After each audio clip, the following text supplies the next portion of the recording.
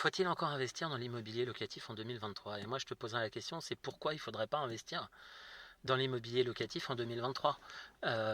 Les opportunités, il y en a aujourd'hui, il y en aura demain et il y en avait hier. Donc, à un moment donné, euh, l'investissement locatif, c'est pas simplement acheter un bien et le louer. L'investissement locatif, ça c'est un placement. L'investissement locatif, pour moi, c'est une personne qui identifie les bonnes affaires avec un rendement potentiel important, c'est-à-dire au-delà des 8-9%, hein, parce que sinon on place l'argent en bourse ou ailleurs, ou sur un livret A, hein, pourquoi pas.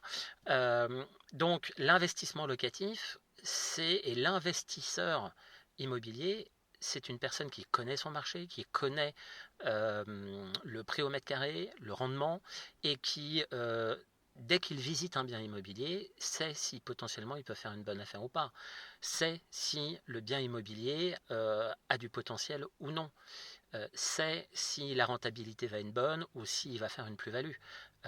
Donc ces éléments-là, qu'on soit en 2023 ou 2020 ou 2030, ça sera toujours les mêmes. Maintenant, c'est sûr que le marché immobilier aujourd'hui est compliqué.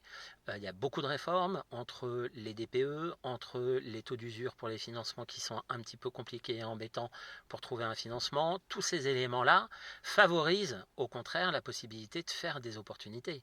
Parce que le marché aujourd'hui est très complexe et il y a beaucoup de personnes qui vont se dire investisseurs immobiliers et qui vont faire des erreurs. Et ça, c'est tant mieux pour les investisseurs qui savent investir et qui prennent le temps d'investir rapidement. Je ne sais pas si je suis clair, mais c'est important de, d'apprendre le marché immobilier pour que dès qu'on voit une opportunité, on investisse.